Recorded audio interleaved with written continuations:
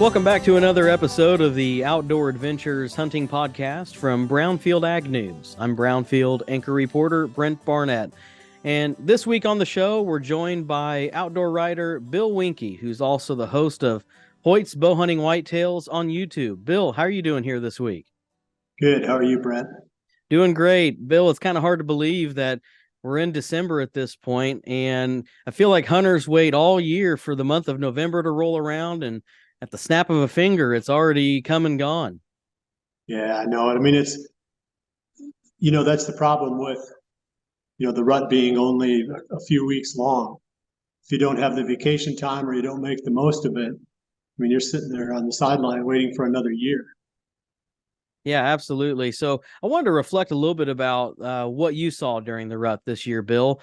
You hunt in Iowa, and just some folks that I've talked to, it just seems kind of mixed bag when you look across the state. Some folks had a lot of success, others hardly saw any deer movement. How would you explain what you saw during the 2023 rut during November? Yeah, I mean, I've gotten a lot of feedback from all over the country.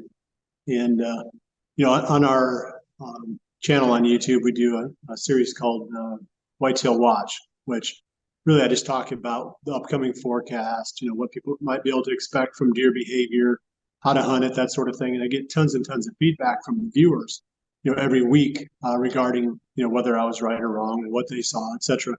It just seems like almost universally, the feedback I got was negative. That this was a really poor rut, if not the worst that some people had ever seen. And it's a little bit harder for me to gauge because I'm hunting a new farm, so I don't have, maybe that measuring stick or that standard of reference, to know whether it was good or bad or indifferent. But it sure didn't seem very good, where I was at. And I've got some ideas, and I've gotten, like I said, a lot of feedback from other people. So, I do have some thoughts from all over the country of what might have caused that. So we can dive into that if you're ready. Yeah, for sure. Before we dive into that, I did want to ask, do you think that maybe the best part of the hunting season this year just happened to fall in that middle part of October when we had about a 2-week period of a really big drop off in temperatures? Do you think, Bill, that may have been the peak? Well, I think that if anything, it was a really good time to hunt. For sure, it wasn't the rut, because the rut is tied to the length of daylight. It's the photo period. So the does, they come into estrus based on how many hours of daylight there are in the day. And that doesn't change from year to year. So the rut is always going to fall at the same time. When the best activity and the best movement is, that could vary from year to year depending on a lot of other conditions. So I wouldn't be a bit surprised. I'm trying to think how, because I hunted every chance I could all the way through October and November. And I did have a good encounter in the middle of October, right during that snap. My trail cameras showed a lot of daylight movement, during that time. Whether that was the best, block, I can't say for sure, but it was definitely as good as the rut. I mean, because the rut was hard to hunt this year. So let's get into some of those lessons learned, Bill. What were some of your theories on the rut this year? Well, I do think that having that cold snap early and it stayed cool throughout most of October, that it kind of conditioned a certain movement pattern with the deer. Sometimes you get that front that goes through that cold front and the deer will be all over the place during daylight for a couple of days, to celebrate the cooler temperatures. But this year, we just didn't have that. It was almost like this prolonged, cooler than normal, but not cold, kind of a weather pattern. That worked really well, I think, overall for the deer. They didn't feel stressed. They didn't have this, temperature downturn where it was too warm. They couldn't move well, and then it got cold, and then they moved. It was almost like they were comfortable for several weeks, at a stretch. And it's possible that might have spread out the movement a little bit, so it wasn't quite as focused on the weather patterns as they were going through. But I think the bigger issue was the amount of acorns. This year was everybody I talked to in our farm, for sure, was just loaded down with acorns. And there's still millions of them on the ground, on our farm. I mean, you can go out there and just find them by the shovel full underneath some of those trees. And granted, some of the acorns rot, They get the weevil and they go hollow and all of that, but there's a lot of viable seed that's still on the ground that the deer haven't eaten yet. Well, if there's millions and millions of acorns laying on the ground all over the place, how far do the deer really need to travel in order to find food? And if they're not traveling, they're not coming out of the woods, they're not making, a lot of scent, they're not laying down a lot of scent. The does aren't, say, covering a quarter of a mile, to and fro, each day like they might if they were on a different type of feeding pattern. The bucks are more compressed as the does are more compressed. I think that was one of the contributing factors to the rut being pretty slow. I just feel like the movement was so compressed and it happened deeper in the cover than what people are used to. People are used to sitting in travel funnels, maybe a brushy fence line between 2 blocks of timber, for example. Well, if the does aren't, doing much, the does are just holding up, right around their bedding areas because there's plenty of food there. The bucks aren't making those larger scale movements either. So, I mean, for lack of a better explanation, that's what I've kind of set on, and a lot of people throughout the country have verified that, they're just, I mean, there's no activity on my food plots or in my open fields. I mean, it's really, really strange. It's almost like there aren't any deer, and then you go back into the cover and you find the sign, and then you find the deer, moving around back, deeper. And so I feel like they just weren't coming out because they didn't have to. I mean, my food plots are, it looks like nothing's been in them, since September practically. When you were in the thick of it and not noticing any movement, how did you shift your game plan or, change your strategy? And that was a slow process for me. I mean, I'm kind of what you'd call a conservative hunter. I don't like to go in close to bedding areas very often because I feel like you can burn out a property really quick doing that. So I'm more of a fringe kind of hunter, and I let the deer come out, hopefully, whether they come out to food or whether they come out to, cross from, one block of timber to another or whatever the case may be. I'd rather catch them away from home a little bit. That way, if you bump them, they don't take it quite as personal as if you're right in their bedroom. So I did hunt deeper in the timber, and that's where I killed a buck that I shot back on the 9th of November. And I went back to that same spot again on the 22nd of November and had a really good hunt. Saw tons and tons of deer and a big chase, with several bucks chasing it actually was a doe fawn. But those were the only 2 times I went in deep. And the rest of the time I hunted the fringes and I saw very little. So I didn't adapt very well because I hate to be aggressive. And there was really no other way this year to hunt the rut than to be aggressive and go in after them. And I feel like probably I missed some opportunities there just because I was being, overly cautious. And then by the time I figured out what happened, it was pretty much over. Tell us more about the buck you shot this year, Bill.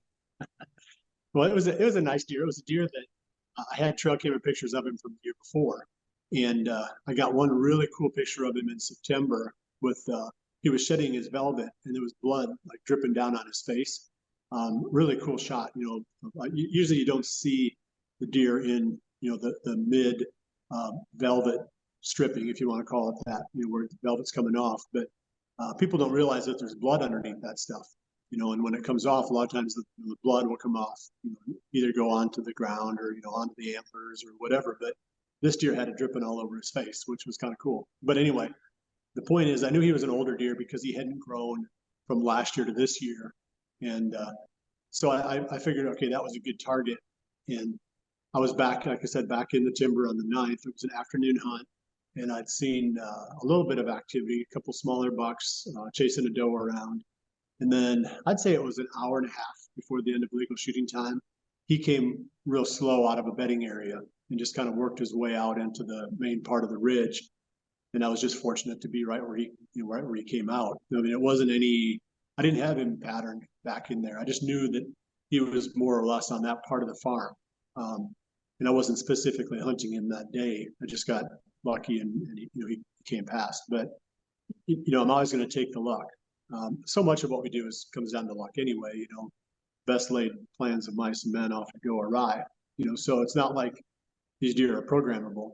You just make the best decisions that you can, and then you have to get lucky after that. And And so that's what happened. I'd say my biggest lesson learned this year, Bill, is the new area that I was hunting. I was hunting at the wrong time of the day.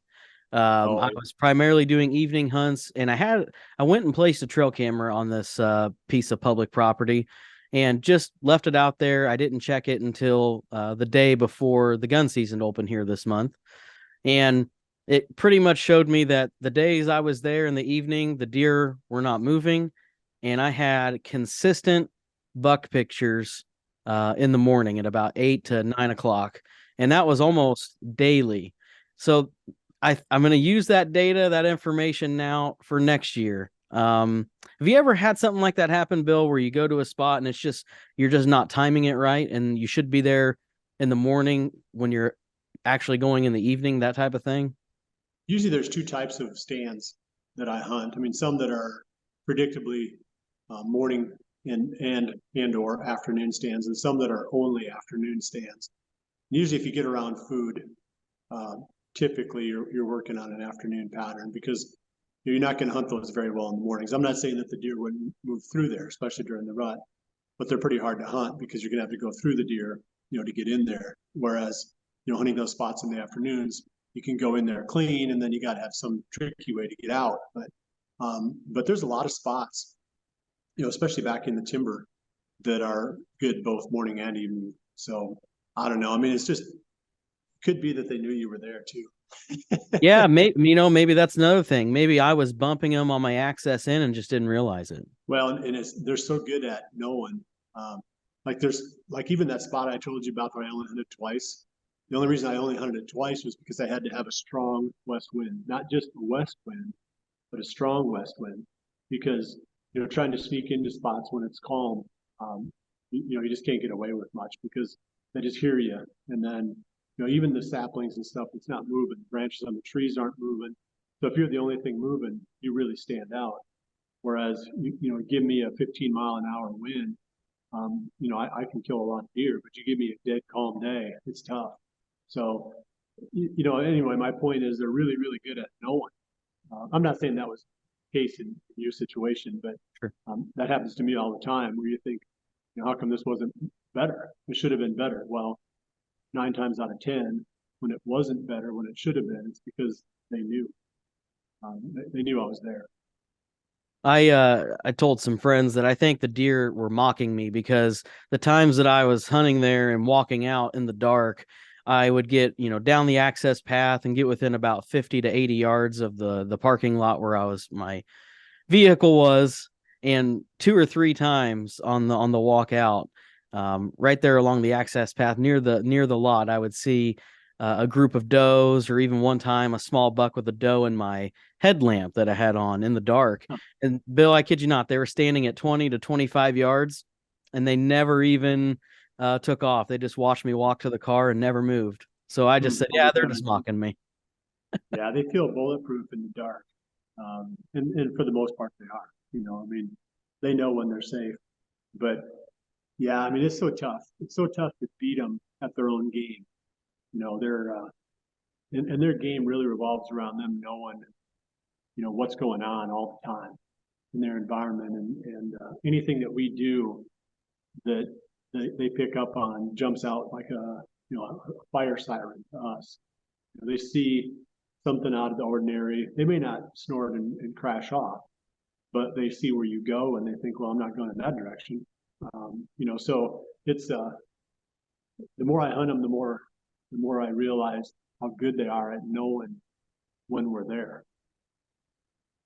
Looking ahead now, what are some of your plans for the late season? I know that's a challenging time, especially for folks that are archery hunting, but have you had success during the late season before? A little bit. I've hunted it a lot. I was just going back over that. I was doing an episode talking about late season hunting. I was going back through my archives trying to find successful hunts, and it was kind of humbling. I found a lot of you know hunts where I saw nice bucks, but generally what happens, two things happen in the late season. I mean, the deer are a lot warier because they've gun hunt normally.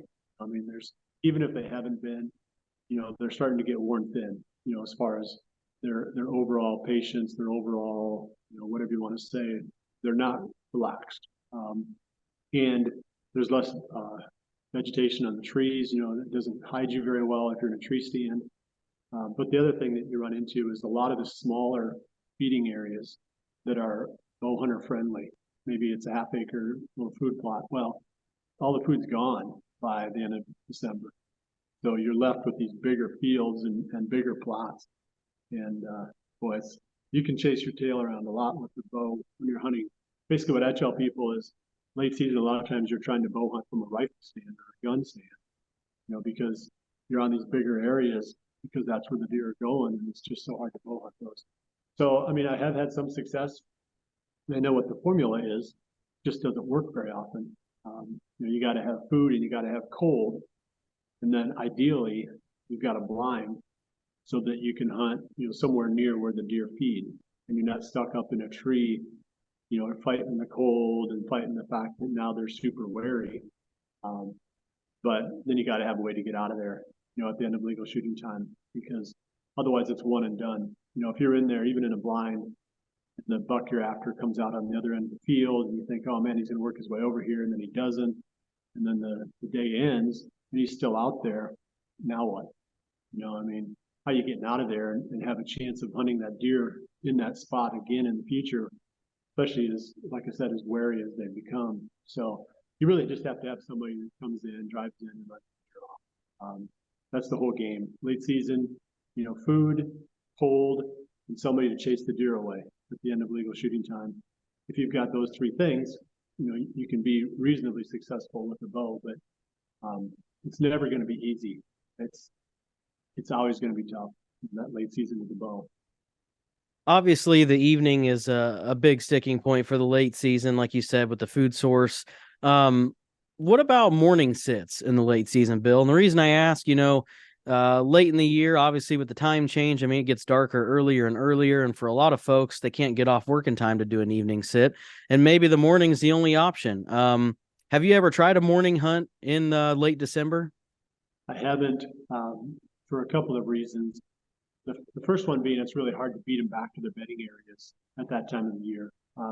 During the rut, you can hunt around the bedding areas because the deer are moving around more. They're not settling into bed until well after sunrise. But during the late season and to a lesser extent during the early season, they get back to those bedding areas really early in the morning. It's hard to beat them, and there's nothing that gets them walking again, like the rut does. So basically, you're just playing a game of cat and mouse where you're just trying to get in there ahead of them somehow and hope they don't pick you up on their way in. That's one reason. The other reason is because if you do have a buck or whatever you're trying to hunt on an afternoon pattern, probably the last thing you want to do is blow him off that property. So the best way to blow him off the property is to go into where he beds, and try to hunt him there. It can be done. I mean, if it comes down to it, it's a risk versus reward game. So, if you're running out of time or whatever the case may be, there's no reason not to take that risk.